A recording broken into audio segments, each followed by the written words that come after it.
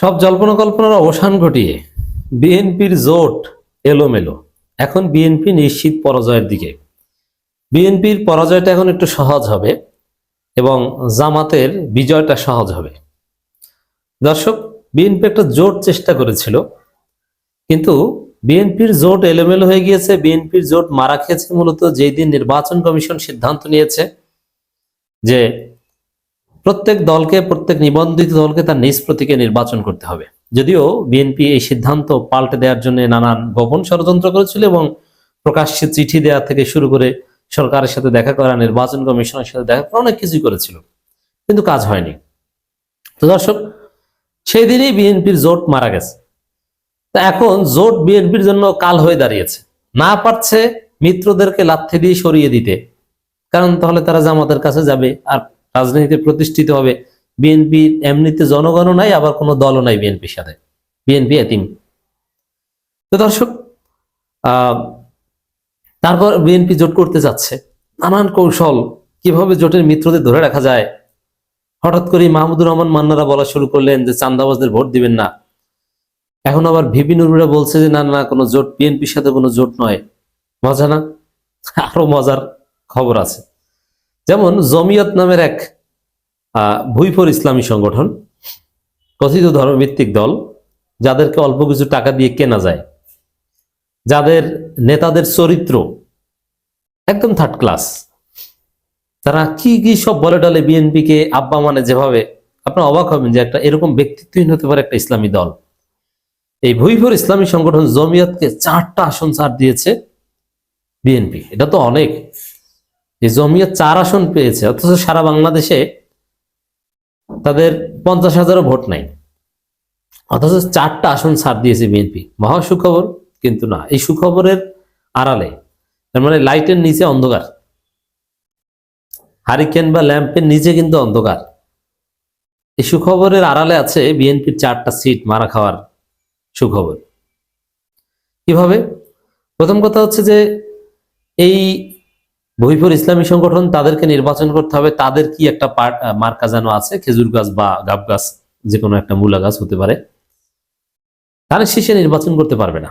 আবার এই 4 আসনে আমি খোঁজ নিলাম, সেখানে বিএনপির নেতা অনর, বিএনপির কর্মীরা অনর, যে কোনো ছাড় নেই, আমরা অবশ্যই যে কোনো মূল্যে, অ্যাট এনি কস্ট, আমরা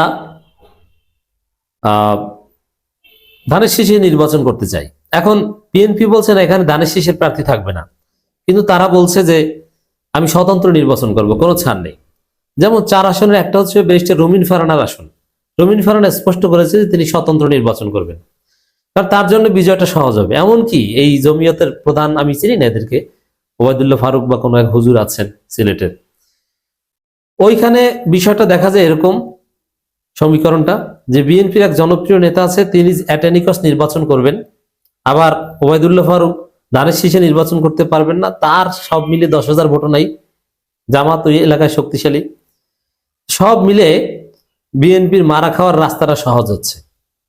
যদি এইসব জমিয়ত বা এইসব ভুইফর পার্টিকে বিএনপি ছাড় না দিত, তাহলে যেমন রুমিন ফারহানার আসনে বিএনপি জেতার সম্ভাবনা, ওখানে জামাত অতটা শক্তিশালী না।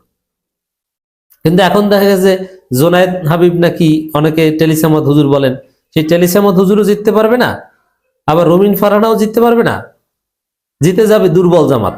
জামাত তো আর বাংলাদেশের 300 আসনে জিততে পারবে না, 300 আসনে তারা সমান সক্ষমতা রাখে না। বিএনপির তো কিন্তু সম্ভাবনাময় আসন আছে, তো সেগুলো হারাচ্ছে এই জোটের কারণে। এর মানে আসলে জোট তাদের এখন গলার কাটা। এখন বিএনপি কে এগুলো বুঝে না, বুঝে, তার ফলে বিএনপি নানান কৌশল নিয়েছিল, কিন্তু এইখানে বিএনপি কৌশলটাও মারা খেয়েছে জমিয়তের ক্ষেত্রে। কারণ কি? যেমন ভিপি নুরের দলকে দিতে চায় 2টা, যার ফলে ভিপি নুরেরা রাগ হয়ে জোট করবে না। এখানে অবশ্য মজার হিসাব আছে ভিপি নুরের দলের। রাশেদ সিরিয়াসলি বিএনপির সাথে জোট করতে চায়, কারণ রাশেদেরটা তো পাচ্ছে।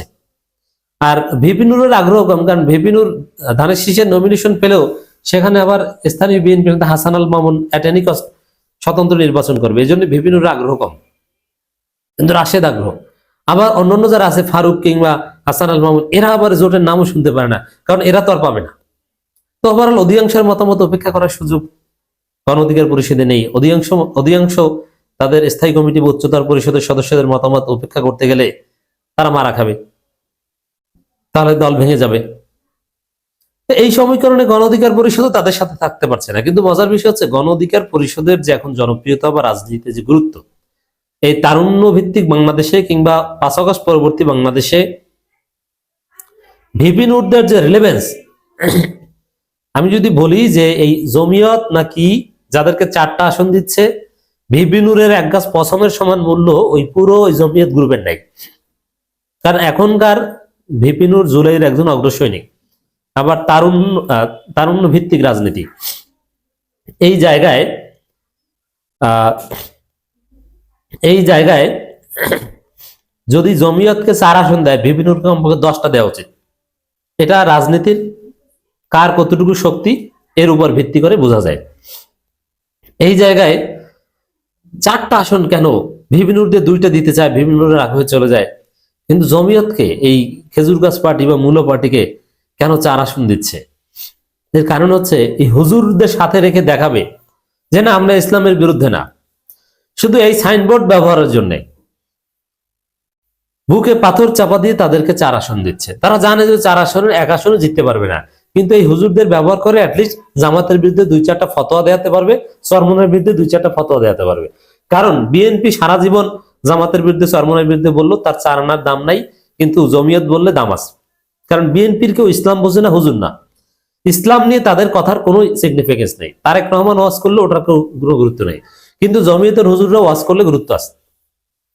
এই কারণে জমিয়তকে নিশ্চিত পরাজয়ের কথা জেনেও 4 আসন দিচ্ছে। এখন এই ধরনের নিশ্চিত পরাজয়ের কথা জেনেও কোনো ধান্দাবাজির উদ্দেশ্যে কাউকে সিট ছেড়ে দেয়া, এটা কোনো সম্ভাব্য ক্ষমতাসীন দলের বৈশিষ্ট্য হতে পারে না। এইভাবে নির্বাচনে জেতা যায় না, এটা পারবে না। তো দর্শক, বিএনপি বলছে বিএনপি কোরআন সুন্নাহ বিরোধী আইন করবে না। সালাউদ্দিন তো কোরআন সুন্নাহ বিরোধী আইন করবে না, এটা কেমন কথা? আর তাহলে ইসলাম কি কোরআন সুন্নাহ বিরোধী আইন করবে না? এটা না, ইসলাম হচ্ছে কোরআন সুন্নাহর পক্ষে আইন করবে। তাই বিএনপি পারলে এটা আরেকটা ধান্দাবাজি, কোরআন সুন্নাহ বিরোধী আইন করবে। এটা হচ্ছে আওয়ামী ধান্দাবাজি। আওয়ামী লীগ এটা নির্বাচনের আগে বলতো যে আওয়ামী লীগ ক্ষমতা আসলে কোরআন সুন্নাহ বিরোধী কোনো আইন করবে না, কিন্তু আমরা তো বলবো কোরআন সুন্নাহর আইন করতে হবে। এটার জবাব কি দিবে?